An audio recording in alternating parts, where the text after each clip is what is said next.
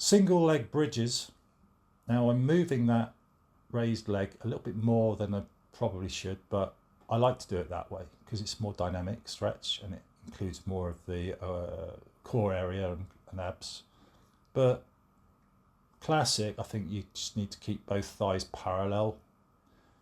This is working, it's kind of working glutes and hams and a bit of the core and lower back at the same time. Single knee hug. Look at the position of the hands. One is above the ankle, the other one is on top of the knee, and the other leg is straight out in front, flat on the floor. And you're just gently bringing it back as far as you can, gently, and looking head flat on the floor, looking back behind you. Classic starting Pilates start position, and then into the double knee hug. My nose is between my knees. I'm making myself into as tiny a ball as possible, which is difficult when you're 6'2". And I'm turning around now onto my side. This looks like it's going to be a side. Oh, it's going to be a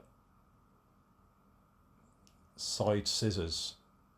So the aim is to get that raised leg vertical to create a 90-degree angle. Feet start on top of each other on the sides, and the note position of the hands and the elbows very important. So one hand, the upper hand, is pointing almost directly outwards at 90 degrees in the direction you're facing, and the other hand is kind of diagonal and closer to the hip. That's very important for stability. I've decided to do another prayer stretch, and I think I'm doing that because I'm planning on doing something, and I'm doing another great back exercise. This is called the cat-cow. Great for stretching out the lower back. That's the cow and that's the cat. So you're moving that lower back both ways. And you're tucking in your belly, you're tucking in your abdomen there in the cat, and you're kind of like letting it hang out for the cow. Note position of the forearms and the hands is slightly turned inwards, they're not parallel. Position of the feet at the back, hip width, or slightly apart than that, or wider than that. Now I'm going into side planks. So this is still the Pilates-2 session. Pause at the top is very important. Feet together and one on top of the other one. Look at that supporting arm at the bottom. It's almost out at 90 degrees, pointing in the direction you're looking in. Just spin around and watch that supporting arm. It's a really important feature of this exercise. Legs and feet totally together, one on top of the other one. One hand on hip, the other hand supporting. And pausing there at the top. That's the whole point of this exercise. It's a plank pause. That's the plank position there. And it's doing abductors amongst a few other things. Classic plank position is done after that. Boom.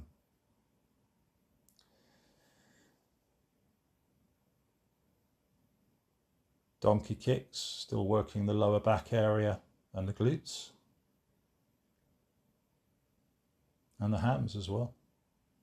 At the top, the rear foot should be horizontal to the floor.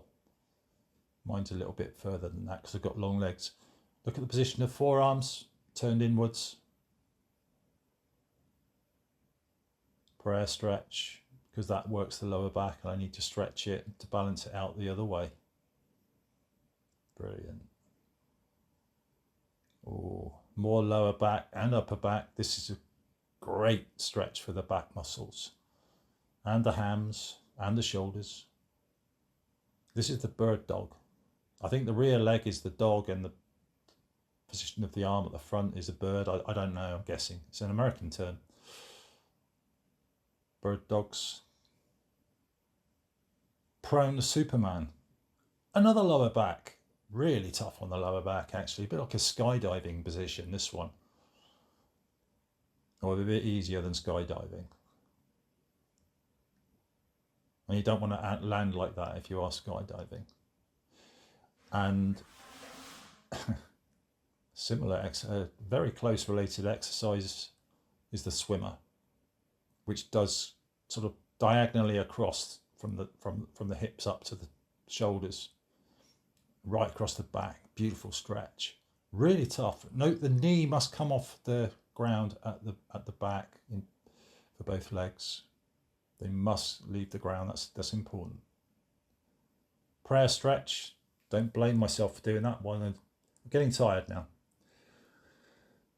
That's the end of the Pilates 2 session, and I'm celebrating with some fixed bar hanging, which is great for stretching and just